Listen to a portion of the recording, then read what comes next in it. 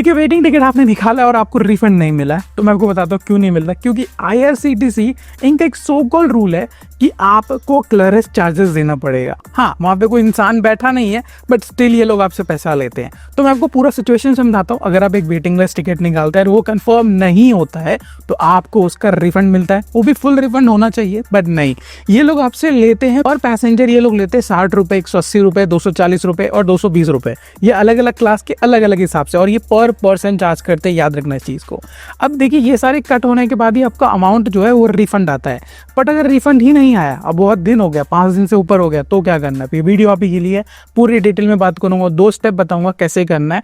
तो देखिए सबसे पहले समझते हैं, जब ये टिकट निकाल रहे हो और वो वेटिंग लिस्ट में जा चुका है तो आपको पैसा फुल रिफंड नहीं आता है, कुछ चार्जेस कटते हैं जो मैंने स्क्रीन पर आपको दिखाया हुआ है। इस चार्जेस कट होने के बाद आपको रिफंड आ जाने चाहिए। तो पहले चेक कर लीजिएगा कि 5 दिन हो जाना चाहिए, यानी टोटल 5 वर्किंग डेज अगर आपने UPI का इस्तेमाल किया है। और अगर आपने डेबिट कार्ड या क्रेडिट कार्ड का इस्तेमाल किया है तो आपको 7 से 12 दिन तक रुक जाना पड़ेगा।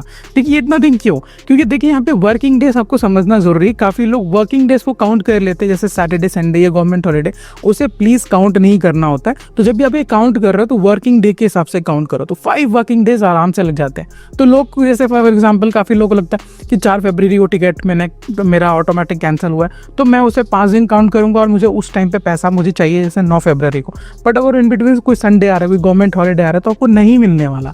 सो ये चीज़ याद रखना है। इसमें काफ़ी लोगों को डाउट आता है, इसलिए मैं आपको ये चीज़ पर थोड़ा सा बात किया हूँ। अब बात करते हैं, जैसे अगर आप debit card, credit card, so maximum 12 working days automatic है, इसमें कुछ भी नहीं करना है। बट 15 दिन के ऊपर हो गया, तब क्या करेंगे? तब तो बहुत इंपॉर्टेंट प्रॉब्लम है। सबसे पहले क्या करना है, स्क्रीन पे आपको ईमेल आईडी मिल रहा है, 2 ईमेल आईडी मिल रहा है आपको। ये दोनों ईमेल आईडी को आपको मेल करना है, और मेल भी आपके स्क्रीन पे आ रहा होगा। 10 आप मेल कर दीजिए। अपना PNR नंबर याद से शेयर करना है, अगर हो सके तो IRCTC के बुक हिस्ट्री में से जाके आप अपना कंप्लीट वाले सेक्शन से टिकट का स्क्रीनशॉट भी शेयर कर सकते हो। PNR नंबर भी है तो चलता है, मैसेज का कुछ भी, बस PNR डिटेल होना चाहिए आपका। ठीक है, बात करते हैं यहाँ पे आप मेंशन क्या कर रहे हो कि डेट ऑफ मैंने कैंसिलेशन, अभी तक मुझे पैसा नहीं मिला, सो है, तो आप स्क्रीन पे आप देख सकते हो। बट अब बात करते हैं ये प्रोसेस ठीक है, बट एक्चुअल प्रोसेस क्या है? अब आते हैं हम दूसरी चीज़ पे। आपको आना है ई-क्वेरी IRCTC के पोर्टल पे। यहाँ पे आते ही आपको 2 सेक्शन मिल रहा है। यार हम इसे थोड़ा सा जूम करके मैं आपको क्लियरली दिखा देता हूँ, स्क्रीन रिकॉर्डिंग आपके पास है। आपको कैटेगरी चूज करना है। यहाँ पे हम कैटेगरी में रिफंड पहले वाला ही ऑप्शन है, क्योंकि लोग इसी से गुजरे होंगे।